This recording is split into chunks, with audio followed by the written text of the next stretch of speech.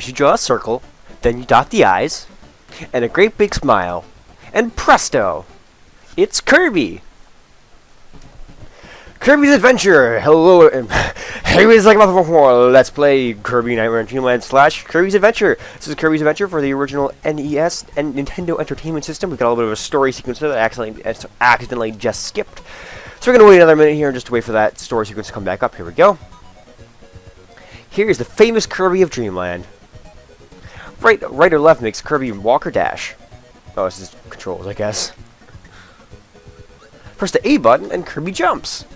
Slide by pressing both A and down. So that's just basic control stuff. We're going to get started here. I'm going to go into Kirby 2 because it's an empty save file that I've set it up. So we are here, level 1, Vegetable Valley, Kirby's Adventure. Very similar to its remake, Kirby Nightmare Dreamland. And yeah, so I did note that you know, Kirby's Nightmare Dreamland is a remake of Adventure, and I am playing this on the original NES, Nintendo Entertainment System. So I figured, you know, I figured that game would go a lot shorter than Minish Cap, and I figured, hey, why not? Let's take a look at Adventure. This is a cool little, it's just, you know, this is the original version, so I figured it'd be a fun little look to take. And, like, you know, because Nightmare Dreamland wasn't very long, I figured, you know, okay, you know, it shouldn't be too bad. You know, it's a bit of a different recording setup for me, so I figured I'm not going to have to worry too much about it because it's not too much of a difference. Or, I mean, it is a bit of a difference, but it's not going to be for super long. The main difference in this game, I should actually note, or, well, obviously graphically and whatnot, but one important difference is probably going to screw me up on a few different occasions that I should probably make note of. In this game, rather than to hover, rather than pressing A repeatedly, you have to press A and then up, or you can just press up. A is jump, but up is to continue to fly. You can do it indefinitely like the other game, but up is to fly. So if I'm pressing A multiple times down, Kirby's just jumping. He's not actually flying or anything. So that's gonna take a bit of getting used to, but it shouldn't take that long. And yeah, I mean it's basically the same game down to the bonus stages and everything. So like Nightmare Dreamland, I'm gonna be taking these worlds out one at a time per video. However, I should note I believe the bonus games are different. So let's take a look at some of these bonus games here. Alright, Crane Fever. Use the buttons to move the crane and try to get a Kirby. A big one's hard to get, but it's worth it. So basically by getting Kirbys here, you can get extra lives. So I'm going to go ahead and do my best to try to get the bigger Kirby here. Right about there. Did I get it? Did I get it? Ah, nuts. Alright, let's try it again. Give one more credit, so let's give it one more try. And again, I'd like to just quickly apologize for any lack in quality or, you know, difference in quality from other videos. But I do want to note, because this is, you know, I'm recording this on the original NES through, you know, you know, it is, you know, it's not going to be, you know, well, I think I'll render these videos in HD like normal, but obviously it's not going to be super amazing, perfect quality like normal, but, you know, this is an NES game. I'm gonna make the quality as good as I can get it, but just keep in mind, you know, we're stemming from 8-bit here, so it's not gonna be able to be, you know, perfect. But yeah, I do think this game has a certain charm in its own sense, though. You know, you know, it was the second Kirby game to be released right after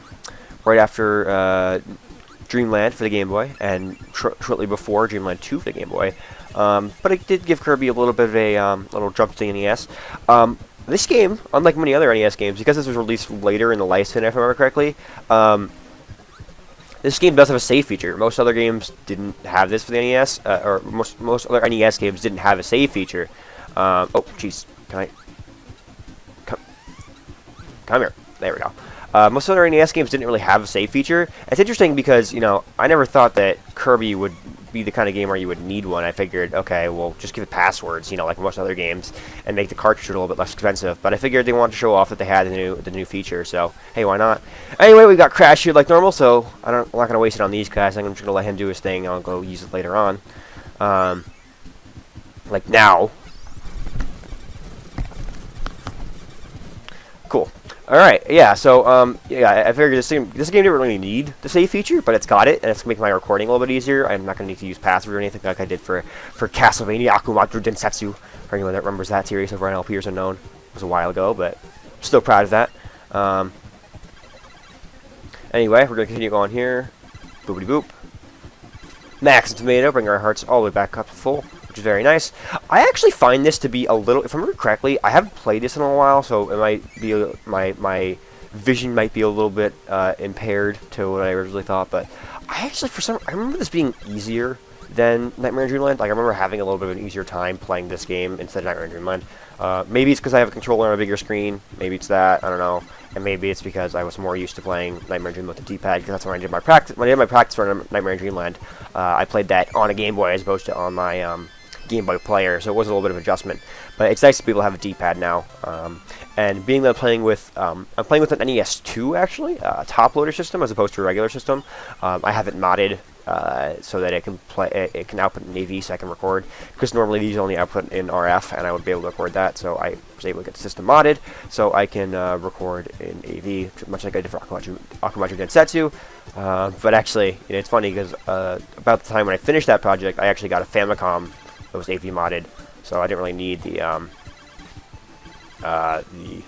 NES converter that I have as well. So I should note the I am a collector. I do collect NES and Super NES games as well as some various. Oopsie.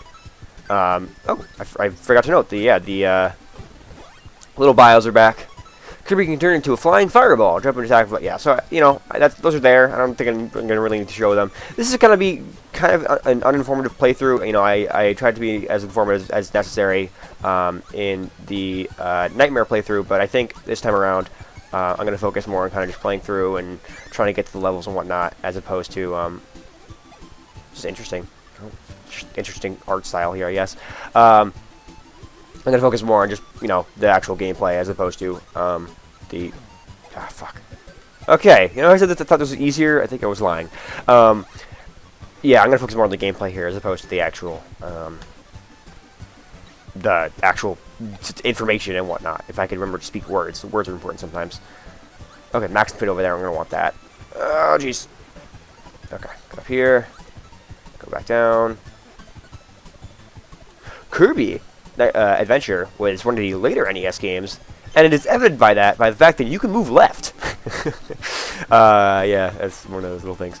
Okay, let's go in here. I gotta get a 1 on any of these. That'd be nice if I did. I'm getting close every time. Alright, 5,000 points, whatever, I'll take it. Okay, World 4. We got another museum here. Let's take a look inside, see if there's anything for us. We've got, let's see, sword. Yeah, why not? Alrighty. Obviously, no hats in this version. When you get to power, it's displayed on the bottom, but nothing besides that. You have your power and whatever. I mean, Kirby holds the sword as opposed to, like Fire, where you get a fiery hat or whatever. But in this game, no, there's no fiery hats or, like, link caps when you get a sword or anything. It's just kind of, Kirby is Kirby is Kirby is Kirby. Occasionally, he's got superpowers, so just keep that in mind. But I do like his blown up animation here, where he's kind of just like, he, like, flaps his one little wing. That was incredibly easy. I'm probably gonna need that, so let's take that.